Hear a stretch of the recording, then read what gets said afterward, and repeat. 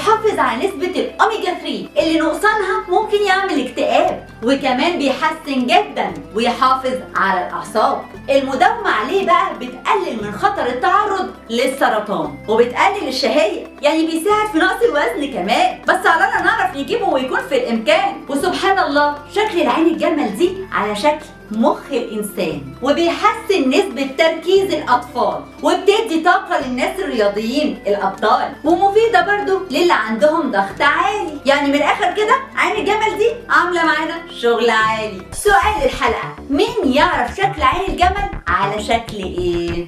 ودي كانت حكايتنا النهاردة. استنونا بكرة في حكاية جديدة نتمنى تبقى ليكم مفيدة، ويا رب تقضوا خلال شهر رمضان أيام وليالي سعيدة.